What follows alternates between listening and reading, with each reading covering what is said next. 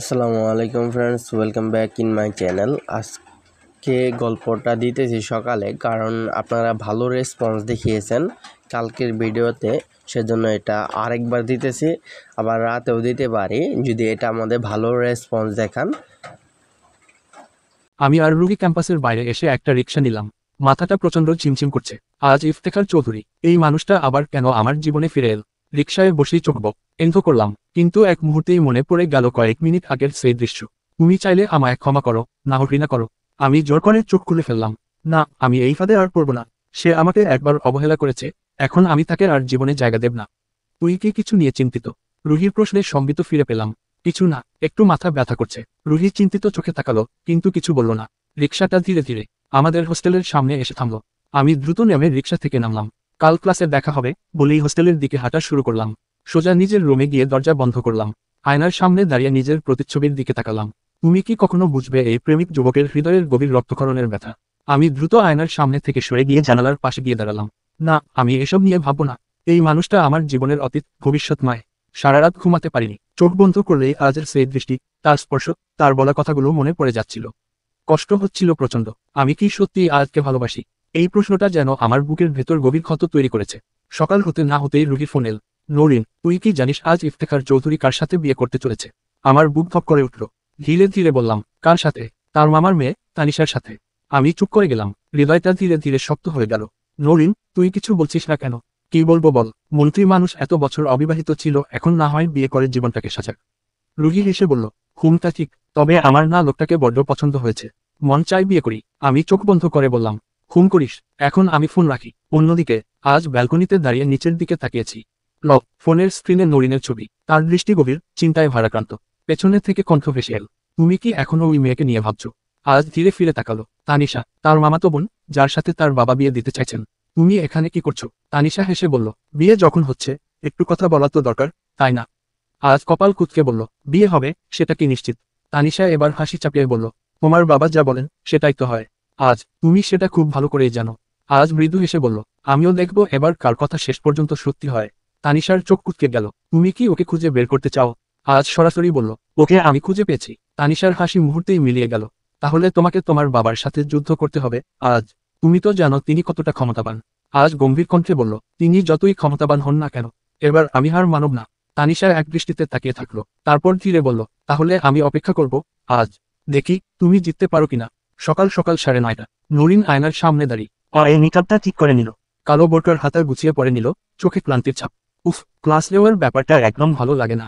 তবুও উদ্ভাসের সোহাগ ভাই এত জোর করলেন যে শেষমেশ রাজি হতে হলো। একটা ক্লাস অন্তত নিতে হবে নরিন, দেখবে ভালো লাগবে। এই কথাটা মাথায় বাজতেই নরিন ব্যাগটা কাঁধে নিয়ে বেরিয়ে পড়ল। সকাল সকাল 10টা, উদ্ভাস কোচিং। দরজা ঠেলে ভেতরে ঢুকতেই চারপাশ থেকে হুট করে শিক্ষার্থীদের একটা দল তাকে ঘিরে ধরল। New admission batch. সবাই উত্তেজনায় ফিসফিস করছে, চোখে মুখে অদ্ভুত কৌতূহল। নরিন থমকে গিয়ে বলল, একই, তোমরা গেটের সামনে দাঁড়িয়ে আছো কেন?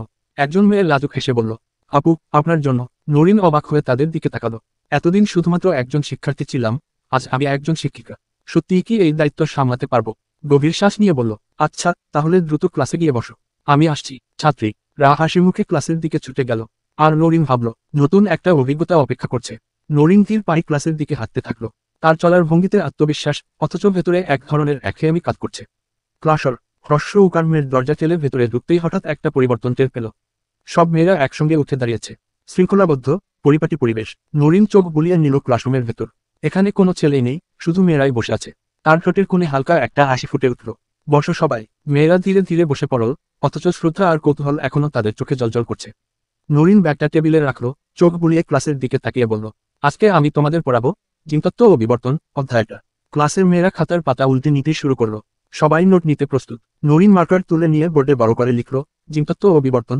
তারপর ঘুরে দাঁড়িয়ে বলল, এই অধ্যায়ের থেকে কম করে হলেও 6টা এমসিকিউ আসবে। তাই তোমাদের ভালোভাবে বুঝতে হবে, শুধু মুখস্থ করলে হবে না। একজন ছাত্রী হাত তুলল, আপু, এই অধ্যায়টা কি কঠিন? নরিন হেসে বলল, ঠিকমতো বুঝলে সহজ, না বুঝলে কঠিন। তবে আমি এমনভাবে পড়াবো, ইনশাআল্লাহ তোমাদের কোনো সমস্যা হবে না। ক্লাসের মেয়েরা উজ্জ্বল চোখে তাকিয়ে থাকলো, যেন শিখতে মুখিয়ে আছে।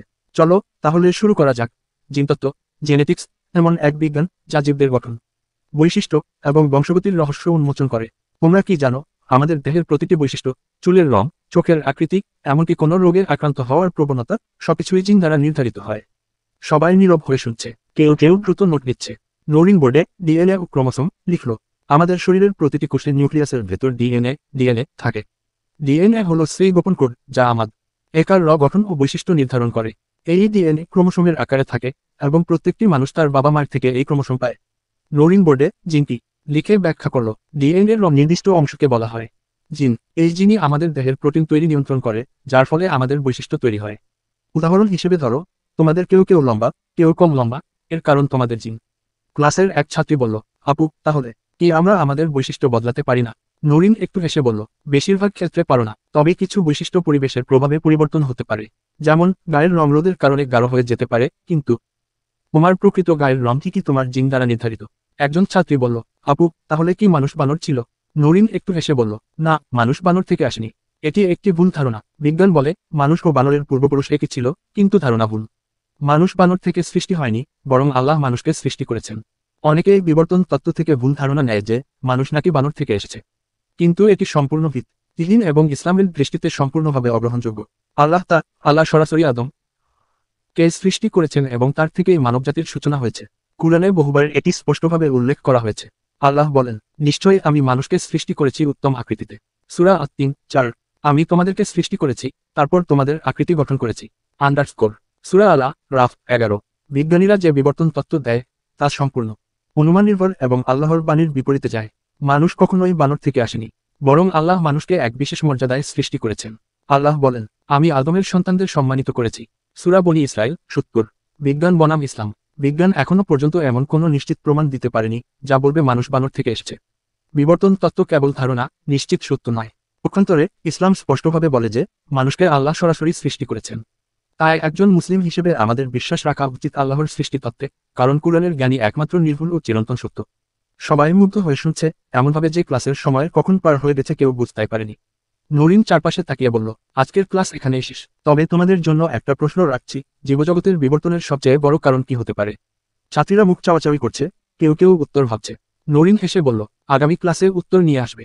তারপর ব্যাগ গুছিয়ে ক্লাস থেকে বেরিয়ে গেল, আর পেছনে রয়ে গেল মুগ্ধ ছাত্রীরা, যারা আজকের ক্লাস থেকে নতুন কিছু শিখেছে। নরিন বের হও, কেউ পিছন থেকে ডাকলো। নরিন থমকে দাঁড়ালো, অপরিচিত কণ্ঠস্বর। ধীরে ধীরে পিছনে ফিরে তাকালো। সামনে দাঁড়িয়ে আছে ঢাকা মেডিকেলের সবচেয়ে বড় সার্জন আহনাফ মির্জা। চোখে কালো ফ্রেমের চশমা, পরিপাটি গেটআপ, হ্রস্বই কারসাসির দৃষ্টি, একজন সফল ও সম্মানিত ডাক্তার, যার নাম শুনলেই মানুষের মনে শ্রদ্ধা জাগে। নরিন বিস্ময়ে নিয়ে তাকিয়ে বলল, আপনি এখানে? আহনাফ একটু হাসল, তার চোখে এক ধরনের দৃঢ়তা ফুটে উঠল। তোমার ক্লাস শেষ হলো? নরিন কিছুটা অবাক হলো। ঢাকা মেডিকেলের শীর্ষ সার্জন, এত ব্যস্ত মানুষ, তার খোঁজ রাখছে কেন? জি, ক্লাস শেষ। কিন্তু আপনি জানলেন কিভাবে আমি উদ্ভাসে ক্লাস নিতে আসব? আহনাফ তার পকেট থেকে ফোন বের করে হ্রস্বই কার ছু দেখালো। উদ্ভাস কোচিংয়ের ওয়েবসাইটে আজকের লেকচার লিস্টে নরিনের নাম ছিল। তোমার লেকচার সম্পর্কে অনেক শুনেছি, ভাবলাম দেখা করে যাই। নরিন চুপ হয়ে গেল, তার মনে কৌতূহল জন্মালো, এত বড় একজন ডাক্তার কেন তাকে দেখতে এলেন? আহনাফ মৃদু হাসল, তারপর বলল, তুমি কি জানো, তুমি এমন কিছু করছো যা অনেকেই করতে চায়, কিন্তু সাহস পায় না। মানে? আহনাফ মনে মনে ভাবল, তুমি আমার মন কেড়ে নিয়েছো। ঢাকা মেডিকেলের প্রথম দিন ক্লাস নেওয়ার সময় তোমাকে আমার চাই। নিজেকে সামলিয়ে বলল, তুমি একজন নারী হয়ে শুধুমাত্র নিজের জন্য নয়, বরং অন্য মেয়েদের শিক্ষার জন্য কাজ করছো। এটা সহজ কিছু নয়। আমি চাই তুমি তোমার কাজ চালিয়ে যাও। নরিন হ্রস্ব উকারটা অস্বস্তি ফিল করলো, কারণ সে পূর্বপুরুষের সাথে কথা বলা পছন্দ করে না। আমি আসছি, ডক্টর আহনাফ, আমার ক্লাস আছে বলেই একরকম ছুটে চলে গেল। আহনাফ এক পলক নরিনের যাওয়ার দিকে তাকিয়ে ধীরে ধীরে চলে গেল। নরিন আকার মেডিকেলের গেট দিয়ে বেরিয়ে এলো। ক্লাস শেষ হয়েছে, মাথাটা একটু ভার লাগছে। মনে হচ্ছিল আজ আর কোথাও না গিয়ে সোজা হোস্টেলে ফিরে যাবে। হঠাৎ ফোনটা কেঁপে উঠল, অচেনা একটা নাম্বার। আসসালামু আলাইকুম, কেমন আছো? হৃধরণী, গভীর ভারী কণ্ঠস্বর। এক মুহূর্তের জন্য নরিনের নিঃশ্বাস বন্ধ হয়ে গেল, শরীর ঠান্ডা হয়ে এল। এই কণ্ঠ, হাতের ফোন শক্ত করে ধরল সে। বুকের ভেতর তোলপাড় শুরু হয়ে গেছে। কে বলছেন? ফোনের ওপাশ থেকে একটা চাপা হাসি ভেসে এলো। এত তাড়াতাড়ি ভুলে গেলে? আমি তো ভেবেছিলাম তুমি আমার অপেক্ষায় ছিলে। নরিনের চোখে মুখে রক্ত আর নেই, চারপাশটা যেন কেমন চাপসা লাগছে। এই কণ্ঠ, এত বছর পর আজ। স্মরণশক্তি তো দেখছি এখনো ভালোই আছে। নরিন, আমি গেটের সামনে ওয়েট করছি, দ্রুত আসু, কথা আছে। নরিনের শ্বাস আটকে আসছিল। এই মানুষটা কেন আবার ফিরে এলো? কেন? আপনার সাথে আমার কোনো কথা নেই বলেই ফোন কেটে দিল সে। কিন্তু তার বুকের ধুকপুকুনি কমছে না। এই মানুষটা যদি আবার তার জীবনে আসে, নরিন জানে সে কোনোভাবেই তাকে আর জীবনে জায়গা দিতে চায় না। কিন্তু আজ কি এত সহজে তাকে ছেড়ে দেবে? যদি সত্যিই ফিরে এসে থাকে, তাহলে সে আবার তার জীবন ওলটপালট করবেই।